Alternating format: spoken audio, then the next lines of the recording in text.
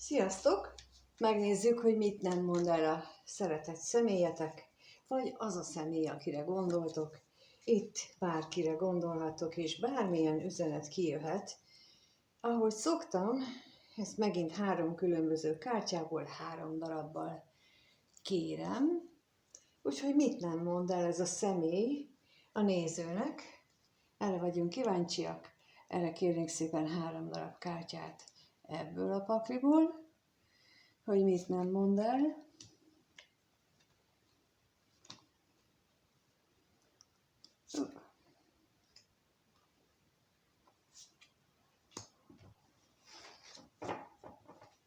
Ez volt az első. És megnézzük, hogy a másik pakliból milyen lapok érkeznek azzal kapcsolatban, hogy mit nem mond el nektek ez a személy. Lássuk.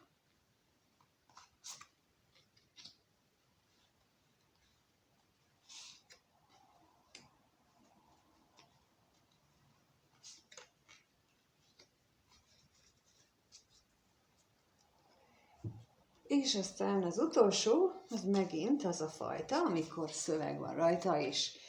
És arról beszélnek a szövegben, vagy a szöveg, hogy valójában, amit úgy elmondana, ha lenne hozzá bátorsága, lehetősége, kedve, de éppen nem tudja megtenni, milyen üzenetet adna, vagy mondana most nektek ez a személy, aki a nézőnek itt van, egyik, a másik,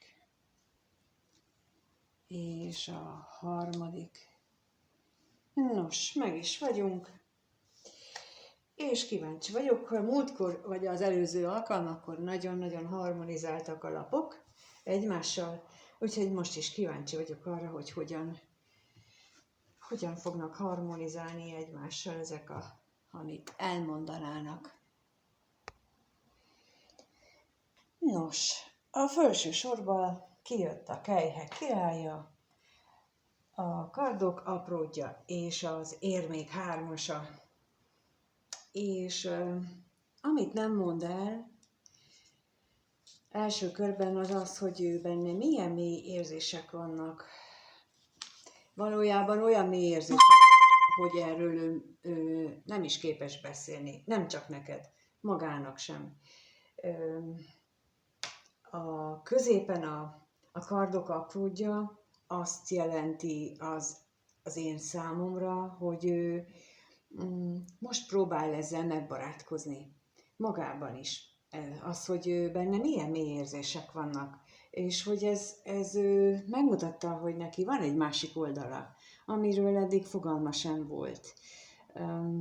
Vagy legalábbis, ha volt is fogalma, akkor nem vett róla tudomást, tehát úgy csinált, minthogyha neki nem is lennének érzései, vagy hát mondjuk azokat lehet, hogy arra tanították, arra nevelték, hogy azokat az érzéseket arról nem beszélünk, azról úgy csinálunk, mintha nem lenne, mert egy férfi az nem nyilvánul így meg, vagy hát az érzéseiről nem beszél, szóval azért a korábbi generációkban, meg időszakokban azért ez nagyon is így működött.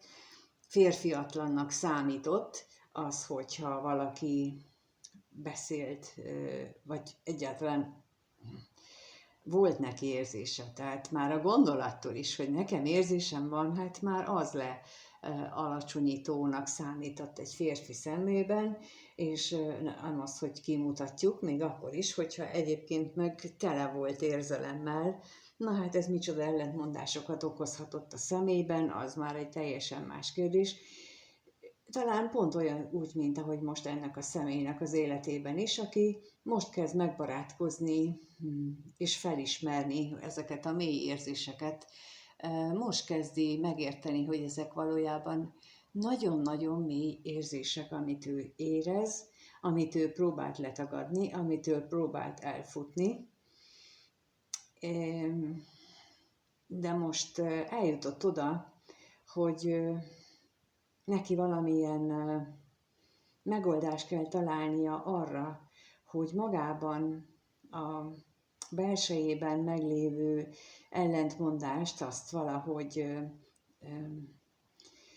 konszenzusra hozza, tehát hogy együttműködésre bírja lényének azt a két felét, azt a felét, aki érző ember, és azt a felét, aki mondjuk eddig volt, vagy aki az anyagi világot az elméjével uralta, és itt az érmék hármasa nekem ezt az együttműködést szimbolizálja, hogy van két fele. És akkor itt most nem csak róla van szó, hanem bárkiről, mindenkiről, hogy mindenkinek van két fele. Van egy ismert, állandóan napi szinten megmutatkozó oldala, és van egy másik oldala, amiről gyakran nem is tudunk. Illetve ez nagyon sokszor úgy mutatkozik meg sok embernél, hogy a külvilág ismer bennünket valamilyennek, mi gondoljuk magunkat egy másmilyennek, és a kettő köszönő viszonyban sincsen egymással. Na most olyan, mintha ő erre ébredne éppen rá, ezeket a felismeréseket tenné most, és miután megtett egy-egy felismerést, akkor próbálja azt beépíteni az életébe. Hogy csinál a két oldalából, a két feléből egy egészet, hogy gyúrnia kell egy egészet. Például mondok erre egy példát, hogy amikor az ember éli az életét, de úgy, hogy nem vállal felelősséget. Például azok az emberek, akik rendszeresen nem tartják be az ígéretüket, rendszeresen úgy gondolják, hogy nekik, hát most ez az 5 perc, vagy ez a 10 perc, vagy ez az 1 óra késés, csúszás, ez igazából nem fontos, vagy nem számít, meg ez belefér, vagy valami más például belefér.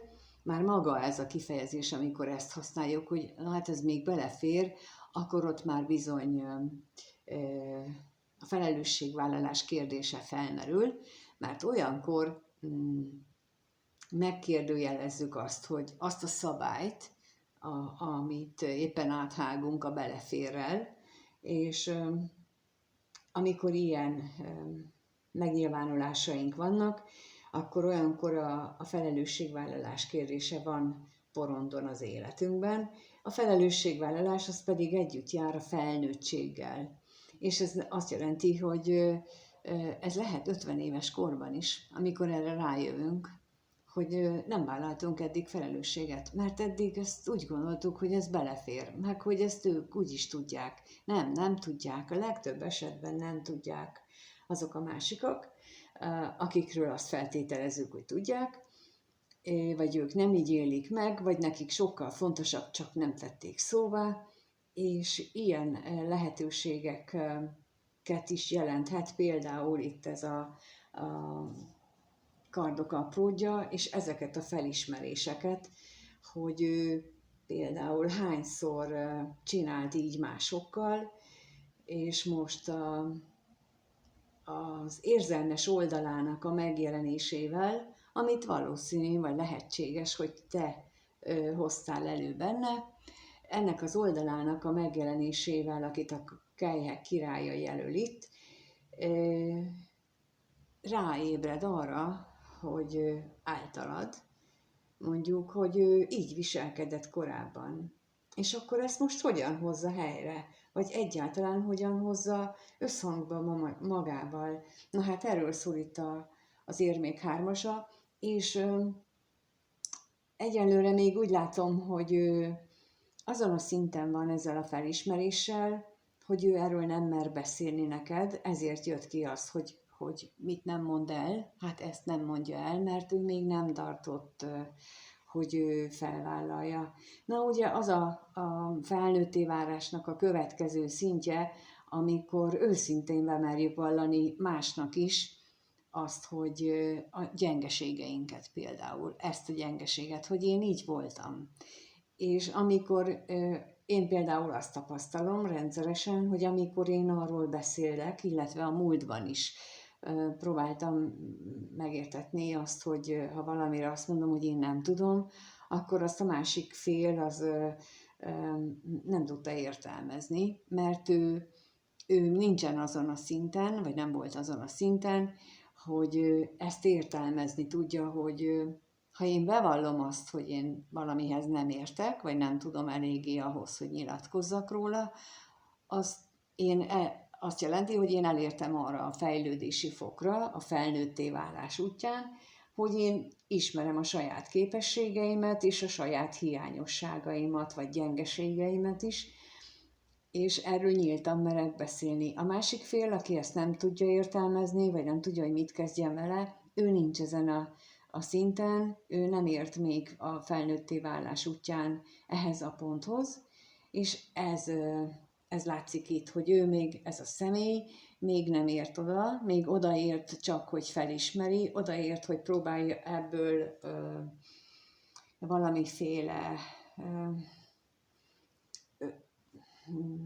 egyensúlyt kialakítani, valamiféle együttműködést a két énje, vagy két oldala szempontjából, de még ott nem tart, hogy ezt ő nyíltan, vagy például csak zárt körben, de a másik személy, vagy bárki más személy előtt felvállalja, mert bizony ez úgy gondolja, hogy ez nagy problémát okozna neki, meg a másiknak is, hogyha ő most csak úgy egyszerűen odaállna, és azt mondaná, hogy fú, figyelj, hát eddig én ilyen gyerek voltam, és én mit csináltam, és egyébként te meg úgy fogadtál mindent, mert azért ez a kardok lovagja, aki itt megnyilvánul, azért ő nem finomkodóan mondaná, hanem úgy gyorsan elhadarná azokat a felismeréseket, ami történt nála, ami nem biztos, hogy tényleg finomkodó vagy kellemes lenne, hanem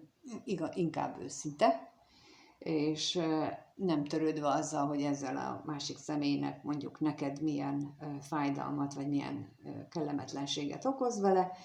Szóval ő csak jön, elmondja, aztán úgy gondolja, hogy letudta. Tehát, hogy ő valamennyire ezt érzékeli, hogyha ő ezt így megtenné, akkor nagyon sok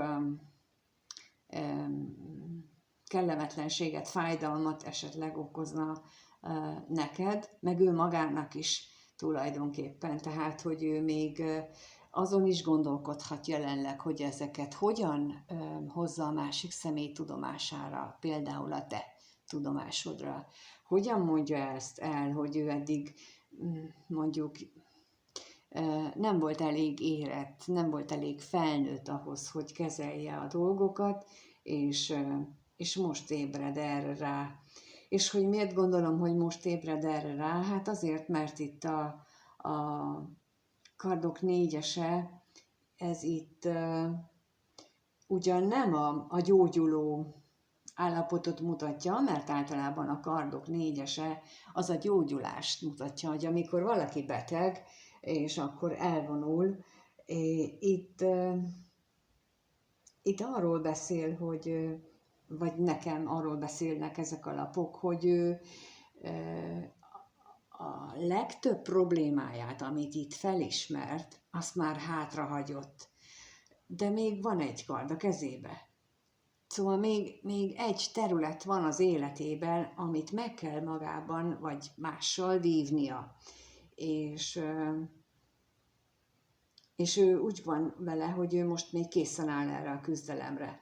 És ha így nézem, akkor ez egy nagyon szép folyamatot ír le nekem, ami ugye arról szól, hogy jöttél te, vagy valaki más, aki fölébresztette benne a csodaszép érzéseket, akinek hatására ő rájött, hogy ő egy nagyon érző lélek, akiről eddig fogalma sem volt, és miután ezeket a felismeréseket ő megtette, arra is ráébredt, hogy neked milyen szükségleteid lennének, és vagy lehet, hogy te például elmondtad, vagy az a személy elmondta, hogy mire vágyna, és ennek hatására ő ráébredt, hogy ő Más esetekben, vagy más személyeknél, vagy más szituációkban ezt ő eddig egyáltalán nem foglalkozott vele, nem vette figyelembe.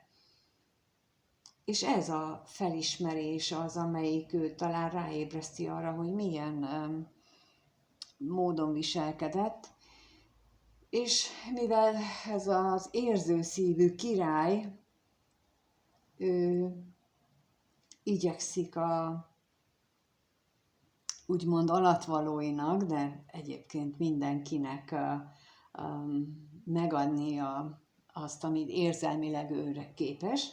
Ezért arra törekszik, hogy meghozza azokat a döntéseket, ami ahhoz szükséges, hogy az életének két fele együtt tudjon működni. Igen ám, de ez bizony azzal jár, hogy be kell vallania a környezetének, vagy egyes személyeknek a környezetéből azt, hogy ő eddig nem biztos, hogy úgy viselkedett, és ezt nem biztos, hogy a kellő tapintattal, vagyis már meg tudja tenni ezt kellő tapintattal, lehet, hogy eléggé ilyen szélvészszerűséggel jön, elmondja, aztán el is ment, távozott is, és itt a kardok lovagja, ő, mint mondtam, ő nem sokat fog kertelgetni, nem sokat fog ezzel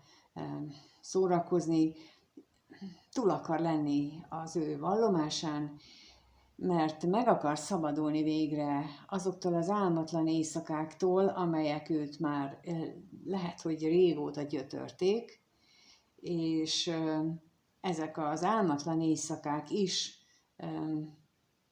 gerjeszthetik, vagy fokozhatják az ő neki azt a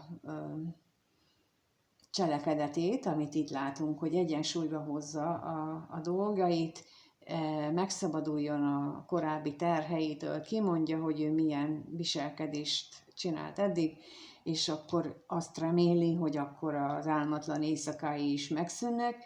Ehhez viszont még ezt az egy életterületet, ott még neki meg kell vívni a csatát, és szerintem ez az ő saját bátorsága, a saját lendületével való szembenézés lehet, és azt látom itt, hogy ő igazából már gyűjti az erejét. Tehát már nem az a kis gyerek, aki itt volt, aki úgy maga elé teszi a kardját és védekezik. Nem, itt már támadásra kész, tehát hogy ő már itt lelkileg felkészült arra, hogy akkor jó, legyen meg még az egy, már hármat már megcsináltunk, ezen az a negyediken is túl leszünk, és akkor utána már akkor felszabadulás következik. Tehát amit nem mond el neked, az pontosan ez a folyamat, amiben ő van, hogy ő éppen egy felelősségvállalási cikluson megy keresztül, és ez a felelősségvállalási ciklusnak talán az utolsó momentumához, pillanatához érkezett el, az utolsó fejezetéhez, ahol ő már csak a saját büszkeségét, mondhatjuk így, azt kellett küzdenie, hogy meg tudja lépni ezt az egy akadályozó dolgot. Vagyis ezt nem mondja el neked, hogy ő neki egyrészt ez, hogy ez a feladat, erre jött rá, másrészt az, hogy mit csinál, illetve hogy mit tervez, és miért. Tehát, hogy ő most éppen mind megy keresztül, valószínűleg tartom, hogy erről a gondolatairól, ezekről a problémáiról éppen nem beszél neked.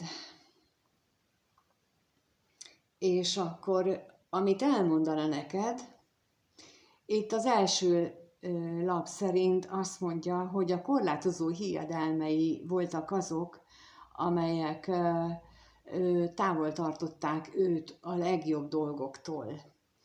Hát azt hiszem, hogy ha itt a korlátozó hiedelmeket azzal azonosítjuk, amit itt elmondtam, hogy például amikor egy férfi érzéseket él meg, arra az volt az előző évtizedek, generációkban a mondás, hogy a férfi nem sír, a férfinek nem mutatja ki az érzéseit, tehát ez egyfajta korlátozó hiedelem, és ez valóban távol tartotta őt a legjobb dolgoktól az életében. Úgyhogy ezt most ő szívesen elmondaná, valahogy lehetséges, hogy ha ezt itt nem mondja el, ezt a folyamatot, mert ez elég kínosnak tűnik, ezt viszont így mégiscsak tudomásodra szeretné hozni. Azt mondja a második lap, hogy a kettőtök kapcsolatának a magaslatai és mélységei nagy problémákat okoztak benne, és én azt gondolom, hogy olyan problémákat, olyan függőségeket, amelyek ahhoz vezettek, hogy ő elkezdjen így gondolni, és aminek hatására megszületett benne ezek a felismerések, hogy ő hogyan viszonyult eddig az élethez, más személyekhez, amit itt mondtam, tehát ez megint nagyon jól összepasszol, tehát már a 3-ból 2 úgy látom, hogy nagyon passzol a kártyákhoz, vagy a tarot többi lapjaihoz, hogy amit te érzelmileg kihozol belőle, azt a határtalan energiát, azt ahogy a mennyekbe repíted és a pokolba küldöd az érzelmek viharában, ennek hatására ő képes volt saját magába nézni. Erről már többször beszéltem, hogy az érzéseknek, így a párkapcsolatoknak ez a nagyon jelentős karmaoldó szerepe vagy feladata van az életünkben, mert ezek az érzések, a párkapcsolati érzések azok, amelyek leginkább arra sarkalnak bennünket, hogy egy nagyon régóta meglévő karmát végre megoldjunk, és itt például lehet ez egy nagyon nehéz karma, az, hogy képtelen volt a felelősségvállalásra, képtelen volt arra, hogy felnőttként élje meg az életét. Lehet, hogy mindig másokra támaszkodott. Például, amikor egy zsák leszálló volt csomóponttal lévő, vagy egy ilyen típusú embernek bizony az lehet az ilyen karmája, hogy ő sokszor, vagyis többnyire a családjára támaszkodott, és nem fejlődött ki benne az az egészséges felnőtt személy, aki képes leszakadni. Hát ilyenek lehetnek például a mama hotelesek, akik még mindig a 30-40 évesen is a szülőknél élnek, azért, mert az kényelmes.